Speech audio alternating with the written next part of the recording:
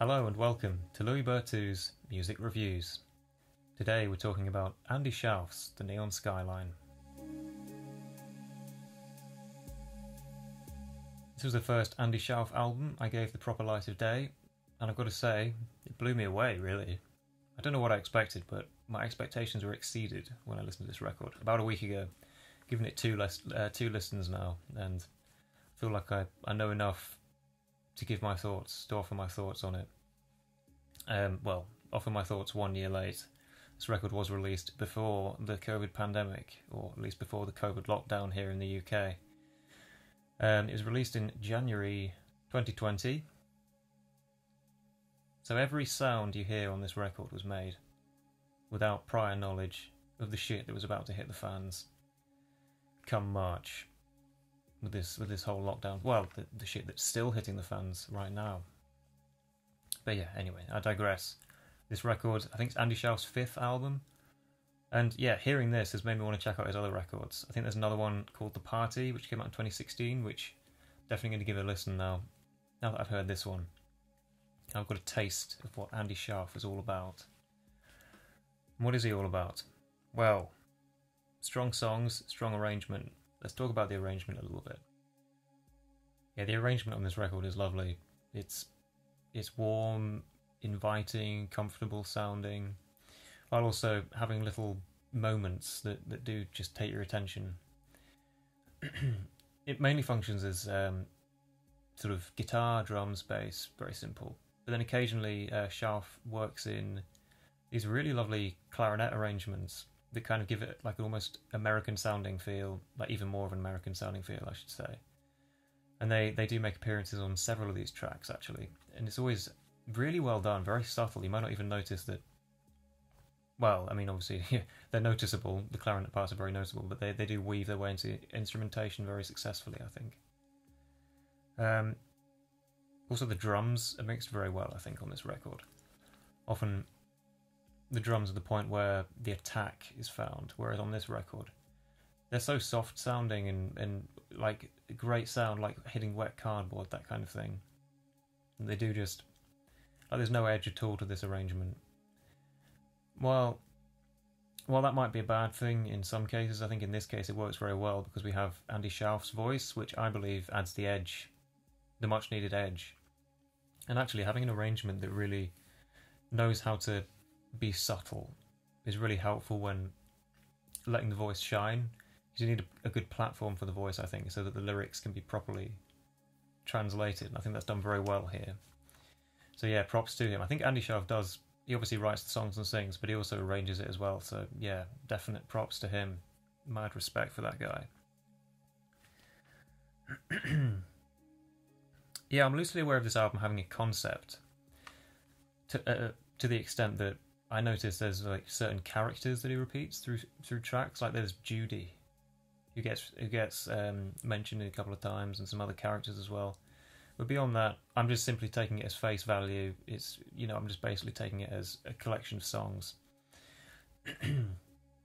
Yeah, I'm sure there's other analyses of this album where you can discover the concept, but this isn't the one. This one we're just simply talking about pure music. So let's get on with it. Some moments I particularly loved. On the second listen, I did make a few notes here when I was listening to it. In the song Where Are You Judy, this is the second track. I love the way Shauf contrasts these sort of bitter sounding verses almost. Well, not necessarily bitter, but just neutral emotionally.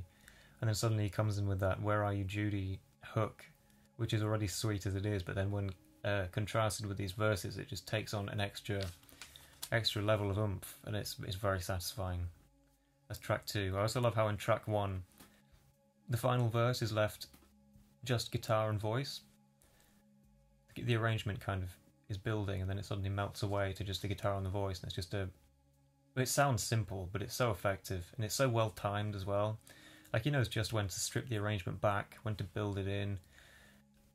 He knows how to work with limited tools, should we say, like a guitar, a bass, drum kit, and some clarinets. But yeah, and there's lyrics like why do I do the things I do when I know I'm losing you? Which sound much better when he sings them. As well as how hard is it to give a shit? To give a shit, to give a shit. That's another one I quite liked. And obviously there's that quite funny one when, in the track The Moon, when I think the character of Judy touches the narrator's coat and says, "I've missed this." And he goes, "Yeah, I've missed you too." And she goes, "Oh no, I was talking about the coat." It's a pretty good one, isn't it? To be honest, that track, The Moon, is probably my favourite song on the album. I think the 2 times I've listened to it, it seems silly to say, but I've teared up a little bit. It's got me emotional. I'm not entirely sure why. And that either says a lot about how wonderful the song is, or it just says a lot about how emotionally unstable I am. And I'm not entirely sure. That's up for you to decide. But all I say is, a damn good song, a damn good story as well. Like, he's essentially talking about characters going on a night out, but he sings it. He reveals information in such a way that it's just very poignant. I don't know how else to describe it. Like, it's lovely. It just truly is. And then the next track, what's it called? Try Again, is the perfect counterpoint to The Moon, honestly. Those 2 songs are made for each other. The Moon's quite it comes as like an emotional turning point on the record, I think. It's when everything kind of suddenly becomes inward, introverted, and you get these really slow guitar chords played, and they're both sort of simultaneously assured while also being so vulnerable, and it does just feel like you're dropped into a new mood, a new feeling. Like, the record just totally changes direction, I think, with that track, The Moon. But then you get Try Again, which is just this wonderfully upbeat sounding track where it just seems like a joy, you know, like, oh yeah, we're finally happy, we're happy again, that kind of thing. And it comes at a great point in the record as well. It's where you kind of need that pick-me-up, I think. Yeah. But yeah, that's another of my favourite tracks, to be honest. I just love the hook. Come on baby, try again. Come on baby, try again. That kind of thing. And the first time he sings that hook, it comes straight after a lyric about the narrator attempting an accent to somebody who has that accent. So he's attempting the accent of some girl he finds. And then she sings, "Come on baby, try again, try again." You're like, oh yeah, that's funny. Try again, the accent. And the next time that chorus comes around, he's describing a character who, I think in the story, the character is described as chatting up this girl with a line that he's used 100 times before. And I don't know, that sounds a lot sadder. And then that hook comes back again where it's like, "Come on baby, try again, try again." And you're just like, oh man, where's it going to go next? And then the more times he sings that refrain, I think, that try again, it does just become like a really, I mean, I'd say life-affirming.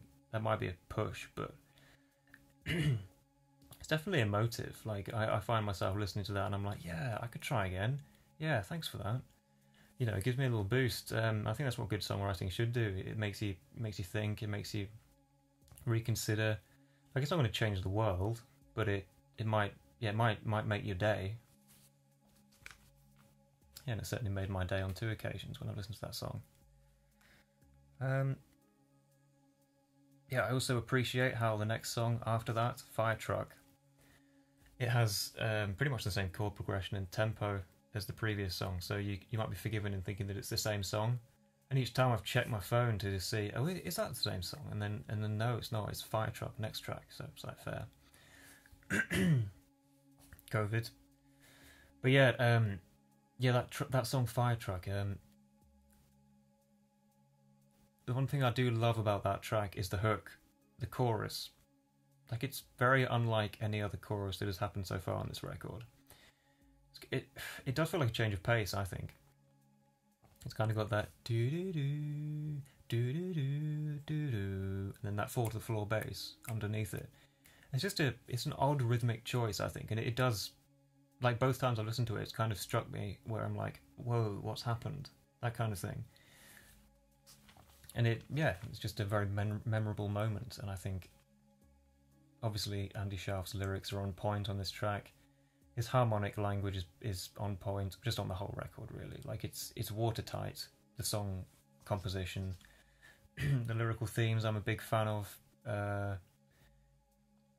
A lot of the time they seem inconsequential, the lyrics, but obviously, occasionally he does just bring out some that are just like, oh my god, yeah, that's perfect. You couldn't have said it better.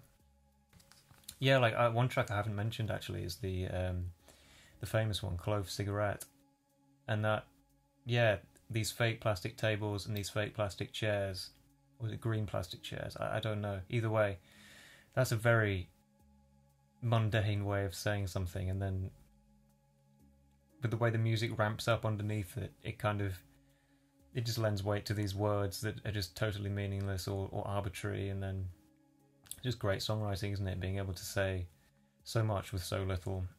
I think that's what he manages to do on this record. Yes, it is a slight record. Does a lot with a little. It's nimble. Like he hasn't used all of his... I can tell he's still got more to give. This isn't a magnum opus, this is just... He's sat down, he's played his guitar, and he's bashed these songs out, and they've worked perfectly. I think that's all of my notes on the songs. There are obviously other tracks on this record, but they just didn't make so much of an impact on me, which is fine. If they all made the same impact on me, it'd get too much, wouldn't it? My head would explode.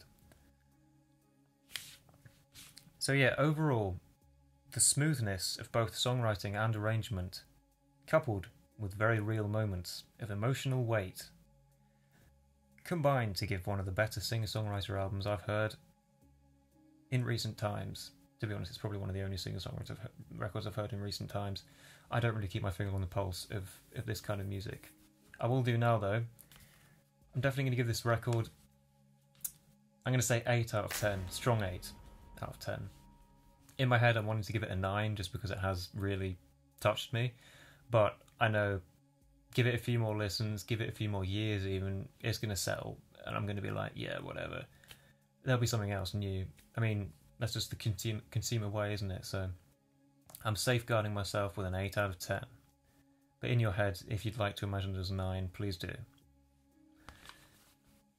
And yeah, thanks again for listening. I hope to keep doing these reviews, keep getting